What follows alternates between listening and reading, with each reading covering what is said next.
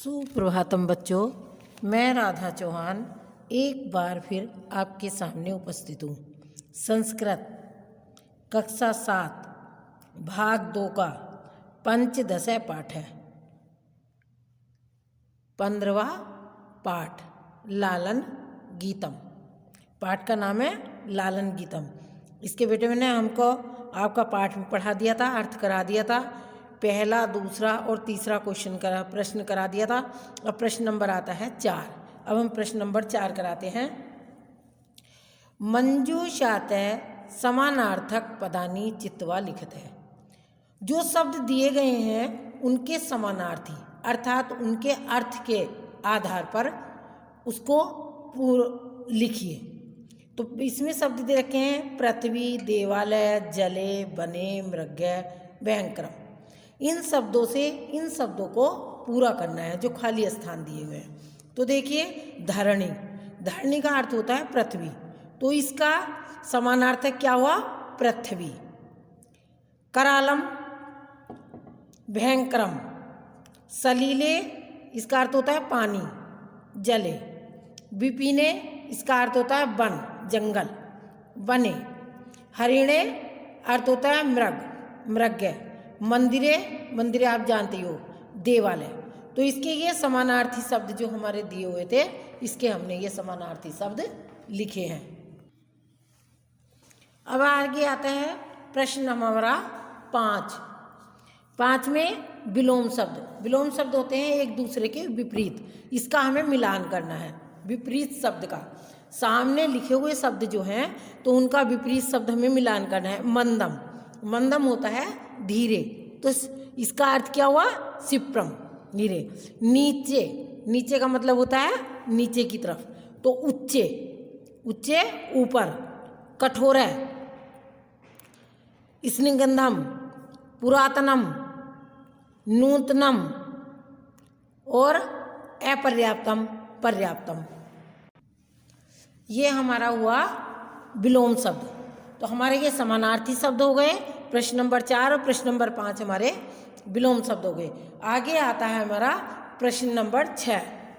उचित कथाना नाम समक्षम आम, अनुचित कथाना नाम समक्षम न इति लिखित है। जो सही है उनके सामने हमें आम लिखना है, और जो हमारे गलत हैं उनके सामने न लिखना है। ये अब देखिए, का धावन समय अश्वे खादती, दौड़ते समय घोड़ा खाता है। अब हमने आपको अर्थ में पढ़ाया है कि घोड़ा दौड़ते समय कुछ नहीं खाता, तो ये गलत है ना। तो इसके आगे क्या लिखेंगे? न। खा उष्टे पृष्ठे भारम न बहती, ऊंट अपनी पीठ पर भार नहीं ढोता है, अर्थात ढोता है, तो ये भी गलत है। गलत के आगे लिखेंगे हम न। सिंह नीचे क्रोशती, नीचे न, ये भी गलत है। पुष्पेशु चित्र पतंगा डयंती, फूल पर तितलियां उड़ती हैं, उड़ती हैं सभी को मालूम है, तो ये क्या है? हमारा सही है। तो क्या लिखेंगे इसके आगे? आम। अण बने व्याघ्रम गजती, बने, वन में व्याघ्र, व्याघ्र गरजती, गरजता है। वन में शेर गरजता है, ये आपको पता है, सही है। तो क्या लिखेंगे इसके आगे? आम। हरिणे नम घासम न खादती, मृग नई घास नहीं खाता है, ये आपको मालूम है कि मृग नई घास खाता है, तो ये हमारा गलत है। तो इसके आगे क्या लिखेंगे? न। तो ये हमारा पीछे जो श्लोक दिए हुए हैं उनके अर्थ में है, तो ये जो गलत है उनके आगे हमने नहीं लिखा है, और जो सही है उसके आगे हमने आम लिखा है।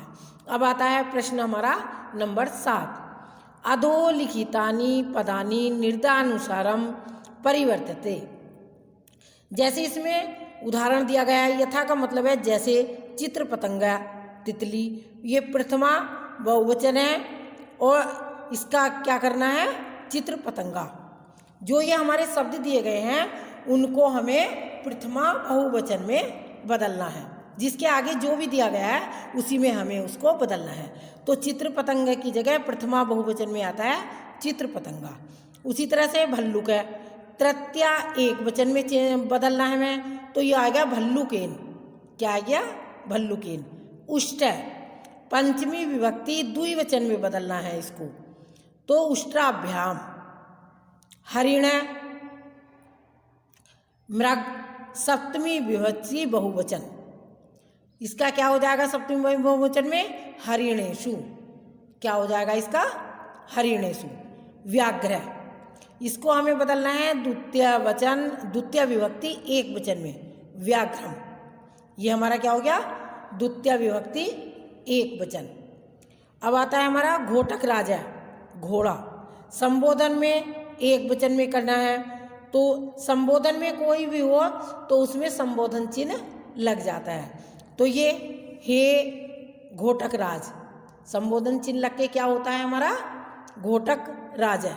तो ये हमारे प्रश्न हो गए 4, 5, 6 और 7। ये 4 प्रश्न हमने आपको करा दिए हैं बेटा। ये आपको अपनी पुस्तक में करने हैं और इनको याद भी करना है।